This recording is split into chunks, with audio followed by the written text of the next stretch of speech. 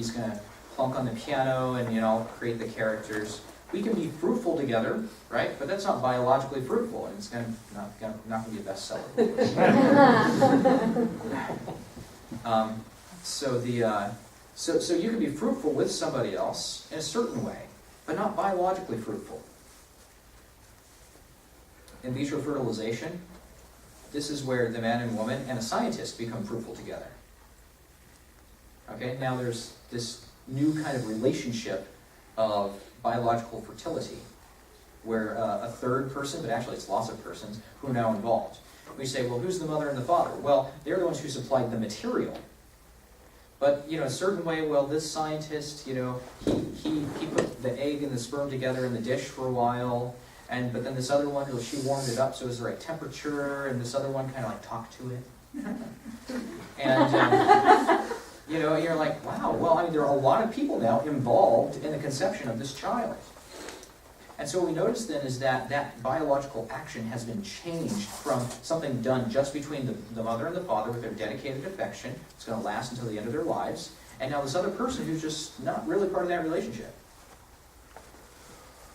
The last aspect, as I talked about, not part of that relationship, is that the last quality of marriage, of this kind of action, is faithful. It's faithful. It's faithful to the nature of my biology. When I give myself away bodily, I become attached to that person emotionally. Isn't that true? This is why people say you always remember your first kiss, if you had one. If you didn't, I'm sorry. Anyway, so why? Because our biology is, I'm going to say our biology, here's a little,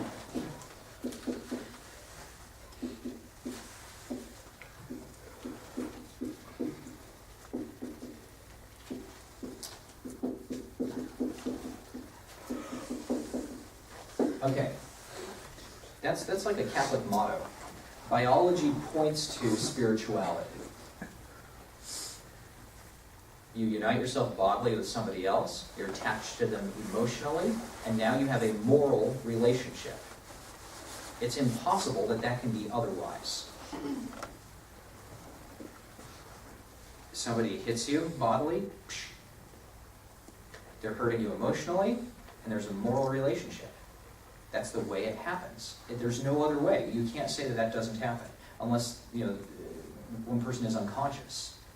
But even then, the person who's hitting still has this moral fault or virtue. So what we start to notice then is that because the marriage act in the context of marriage is free, and it's total, it's fruitful. Now faithfulness, what that means is that it's natural for this little child who needed somebody in order to survive when he was small, that he should still have those relationships, those emotional relationships when he's older. That the commitment between the mom and the dad are going to be related to his own emotional well-being throughout his life.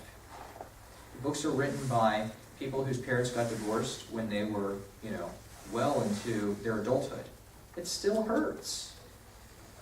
Because the nature of the biology points to the spirituality. That there's this biological connection, and now there's an emotional connection and a spiritual connection. All right, so that was just part one of that. Okay, I'm on page, I'm not going to tell you. I'm past page 1, thanks be to God. Okay, so now with all that in context, I'm going to talk about the problem of lust. The problem of lust. What's the problem? People say, sex is natural. Well, it's true. God created us. We're sexual beings. We have a certain way of interacting. But what is our nature? Are you a man or are you a rooster? There's a big difference. If we are rational, we have to act in accordance with reason. We act in accordance with our nature by having all of our actions accord with our reason. If you have a hunting instinct, that hunting instinct shouldn't be just indiscriminate.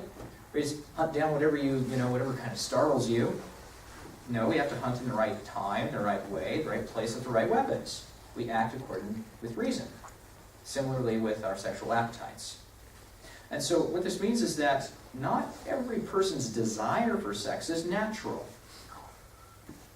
I don't think I told you this. Did I tell you about my friend Chris? My friend Chris, he was in high school, and he came to high school one day, and he had like a little brown in the corner of his mouth. Did I tell you about this? No. And everybody's kind of like, what? Like you're looking, you're pretending not to look, and you're kind of like, what's that? And everybody's like, I don't know. And well, it turned out that he had a mineral deficiency, and he was actually munching on dirt. That they took him to the doctor, and they figured this out. And they're like, okay, you don't have to eat dirt anymore. Just take, Centrum. And what does that mean? It means that his desire, there's something right about his desire. He's trying to correct this imbalance of minerals in his body, but obviously eating dirt is not the right way to go. Unless you also need protein, in that case, eat the worm too. We would say that not everybody's desire for everything is natural. Some people are born with some desires that we would say are unnatural. Some people are born like kind of angry. Have you ever seen an angry baby? A woman told me about this recently. She says, all of my children were placid. They were wonderful, so easy to take care of, and then this one came along. And this baby was angry, and the doctor said, you got an angry baby. Bye. And she's like, this person has been, now her child is older and not so much a child anymore, and she's like, this child has always been angry. We'd say, well, that's biology. We don't know why. It's just, there's something about it. I'm sorry. So what does this mean? Is that just because, naturally speaking, the disposition is to be angry, doesn't mean that every angry action is going to be natural. We'd say, well, we kind of need to adjust that anger. You should be more calm. Well, I'm just different. I'm special. I'm an angry person. So you should let me, smash your window. No, that's not right. So when people say sex is natural, they're overlooking the fact that sometimes nature is slightly disordered. Well, it feels good, Father. Yeah, pleasure's part of our, God-given gift. Thank you. And of course, pleasure is always good in the proper context. And so this gets to feelings, and we know obviously not all feelings are good. A psychopath, a sociopath, the proper definition of sociopath is somebody who doesn't feel empathy. And so they can go and they can kill people, they chop their head off, and you arrest them, and you're like, what was the problem? And he's like, well, I don't know. Like they actually have no empathy. It's as if their human feelings have died. And often there are reasons why, and we could explore those and so on. And those are show up in CSI TV shows. But the point is that we can't say that just because it feels good that therefore it is good. I mean, we all know that implicitly. It feels good for the guy to curse you out, and you're like, that's wrong.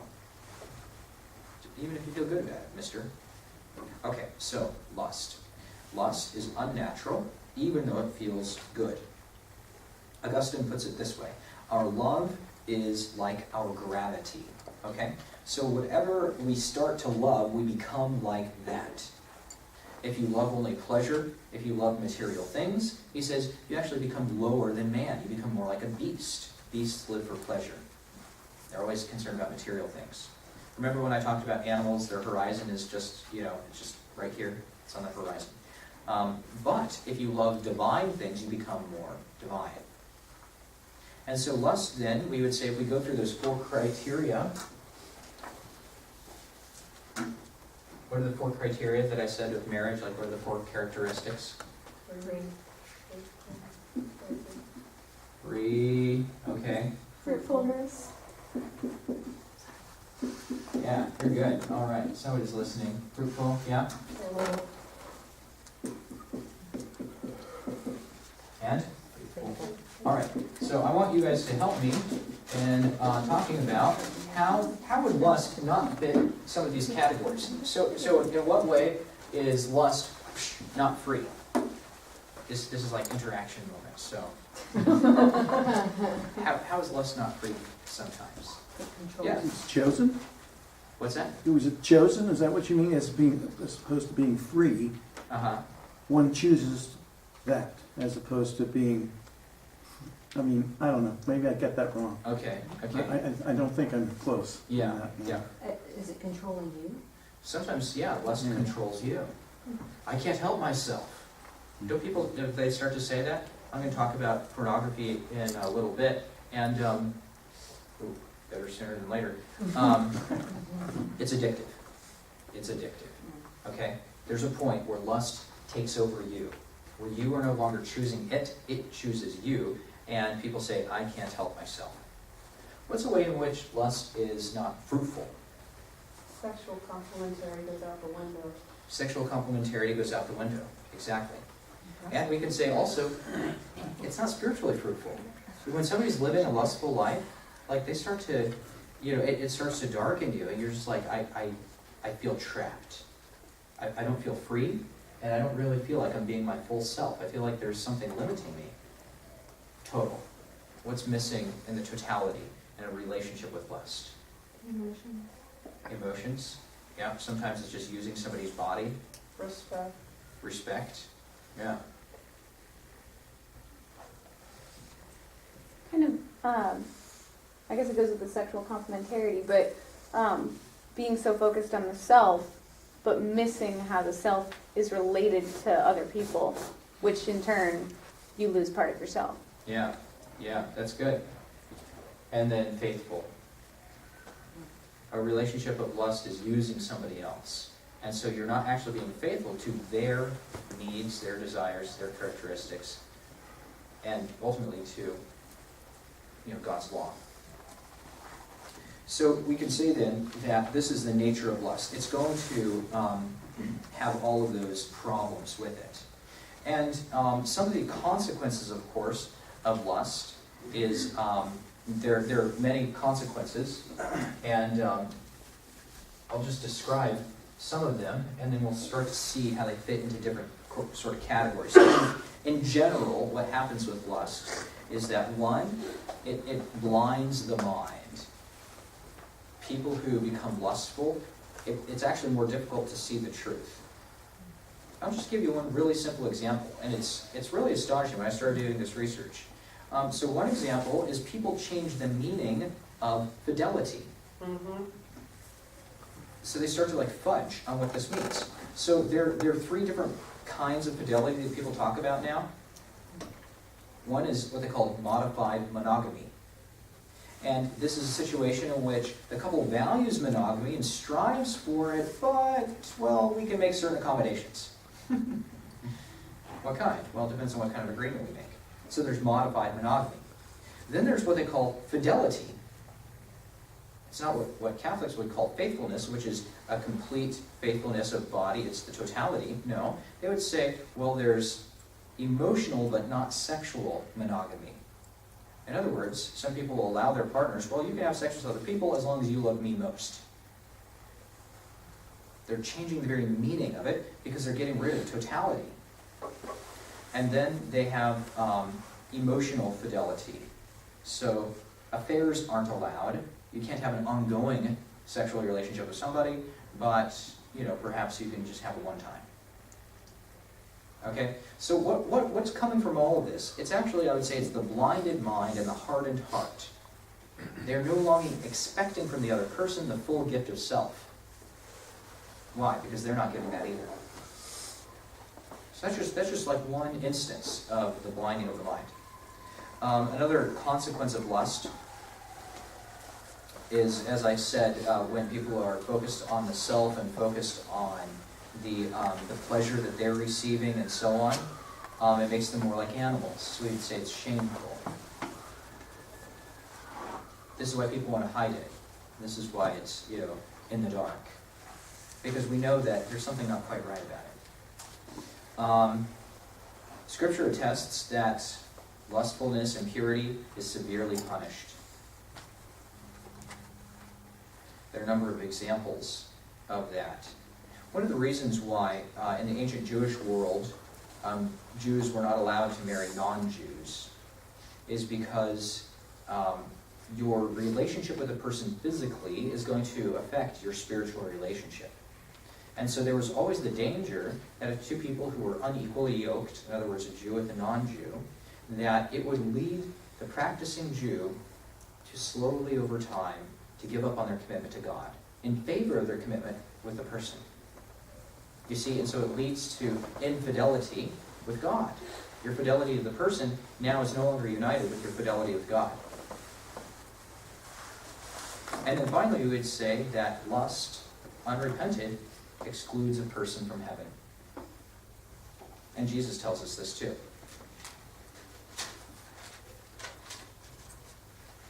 Okay. So now we're going to describe then certain categories against sins against marriage, offenses against marriage. And I think that it's pretty clear, why we can grasp why these are disorders. Adultery, for instance, a sin against the sixth commandment.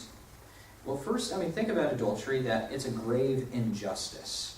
It's an injustice to this other person who you have vowed to. You said with your lips, to have and to hold, rich or for poor, sickness and health until death do us part. And now you're gravely, directly offending against them. But it's also offending the vow that you made to God. So it's gravely unjust both to your husband or wife, and now to God. And also it's disgraceful. Adultery is disgraceful because it's something that, because it's a violation of a vow that you made that was public and usually, well attended by friends and so on. Well, because it's offending that, you're also offending society. What you're saying is, well, I made a vow in front of you, but now I'm ignoring it. And so now, like everybody who is there, who represents, in a way, the world, who are present, witnessing your vow, in a certain way, you're also violating your relationship with them. That's a tough thing. Okay, thinking about the offense against marriage, polygamy. One of the offenses against polygamy is that there's no totality. In the Old Testament, we find this over and over again, that some of the patriarchs, Abraham, we find David, they had many wives. It always leads to problems. Believe me, one wife is enough.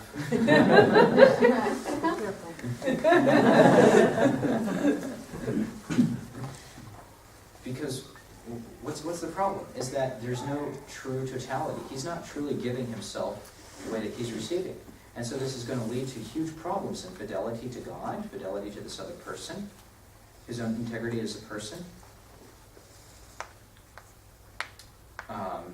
Another offense, incest, destroys familial relationships.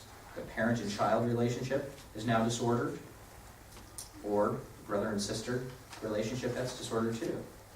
And it creates a situation where people just get confused about where things should be, and power and so on.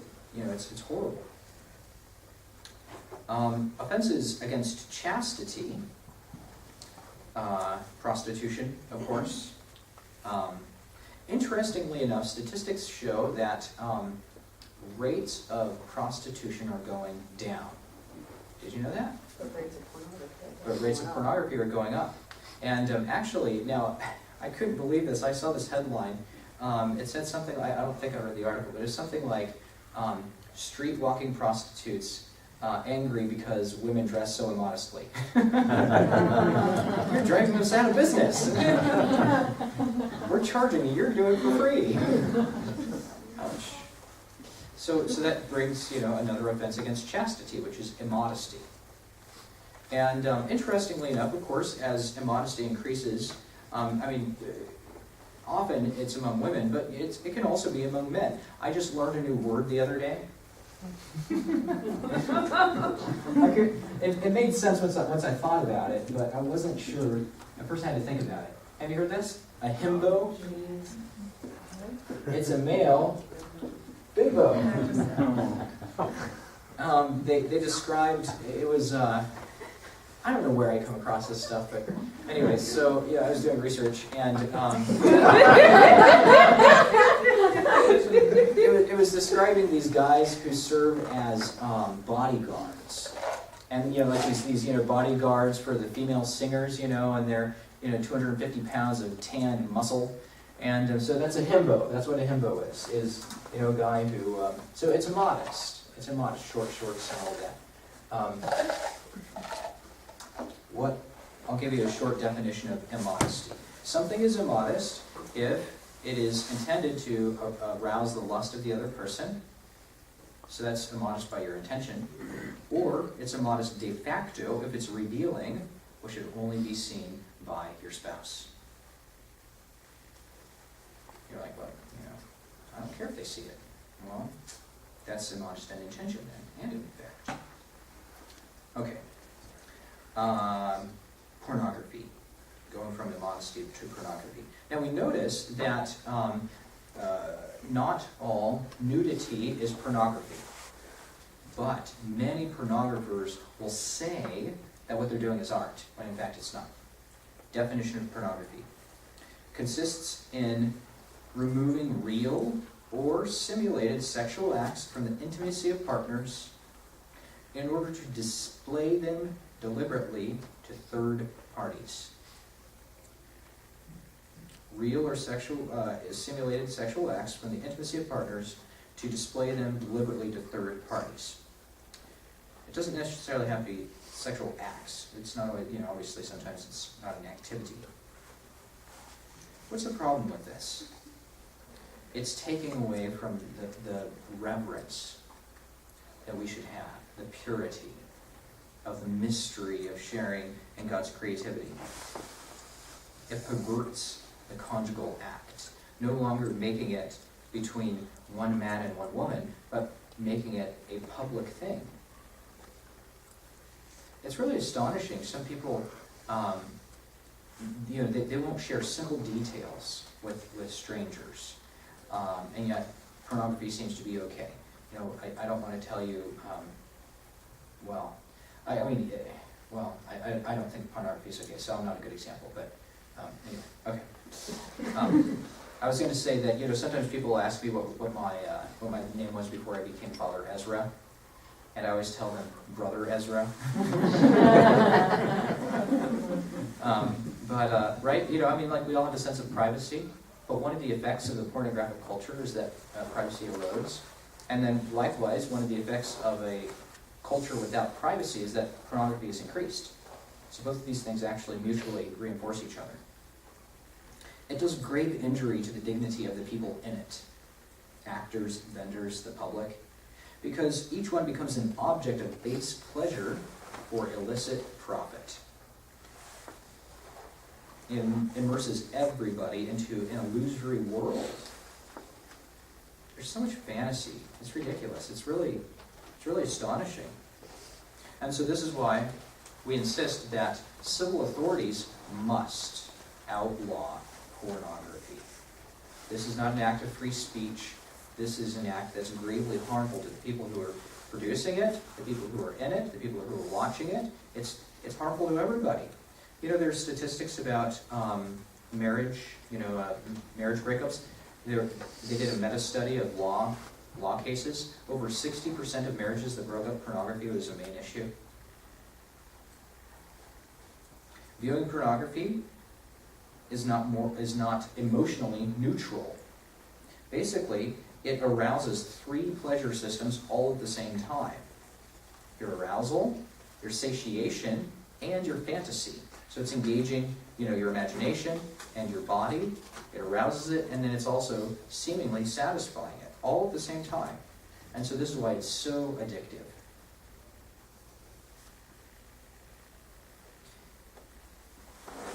Self-pleasure leads directly from this. It's selfish. C.S. Lewis actually describes this. He says, the real evil of masturbation would be that it takes an appetite which, in its lawful use, leads the individual out of himself to complete and correct his own personality in light of another. especially with children and grandchildren in the mix. But instead it turns it back on himself and sends it back into a prison of imaginary brides. In this prison, these fantasies once admitted, they work against his ever getting out and really uniting with a real person. Why? Because the people in this prison are always accessible, always subservient. They call for no sacrifices or adjustments. And they can be endowed with erotic or physiological attractions which no real person can rival. C.S. Lewis. I didn't know he wrote about that. Until I came across that quote. Now we get to a place that's trickier.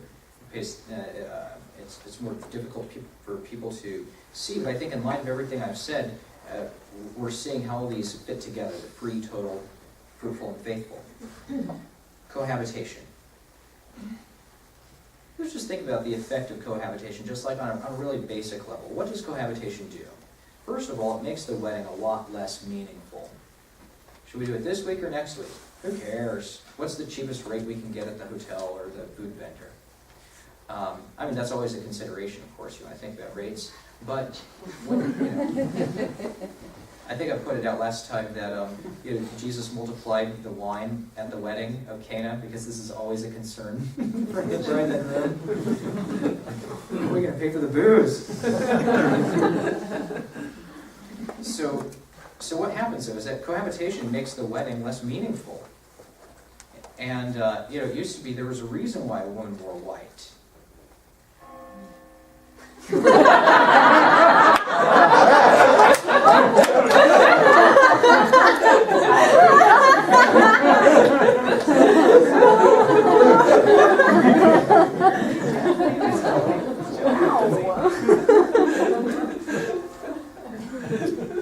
also makes the wedding night less meaningful. I know a woman who she said she belonged to the Virgin Lips Club. Never kissed a man until the minister, she was Protestant, until the minister said, "You may kiss the bride." I don't know anybody else. I've never met somebody else who can say that. I celebrated a wedding recently where I was very surprised and just I was so it was astonishment and admiration. Literally 5 minutes before I was there in the back, and there's all the groomsmen with me, and there's the groom, and we got into a huddle, and the groomsman, he led all of us in a prayer, and then he looked at his groomsmen, and he says, "I did not have sex with her before we got married." And then he says, "But I think that we were a little unchaste, and I regret that. Let's go." And we're just like, I was amazed. And and I think he was telling the truth. So we do find people that do this. And this is why cohabitation makes the wedding and the wedding night less meaningful. It also has, of course, other consequences. People who are in a relationship with cohabitation, they are mitigating fidelity. It's setting a precedence of a lack of commitment with the person you share a bed with. Of course, it's almost never fruitful. Couples in this situation don't want children. Why? Because we're not committed. If I have a child with this guy, maybe he'll marry me. It tends to make people use each other. Notice, I mean, the whole notion, like the image people use, they talk about, well, you got to test drive a car before you know if you're going to buy it.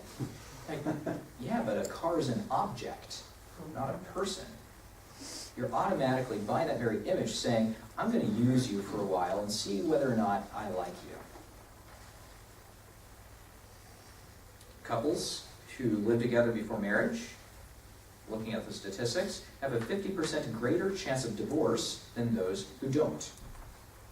And about 60% of couples who cohabit break up without marrying. Okay. The last topic, and this really could deserve a whole lecture on its own, and so I can't really unfortunately can't go into the detail that it really deserves, is the issue of chastity and homosexuality. And here, I think it's always helpful whenever people, in the world talk about homosexuals like a single group,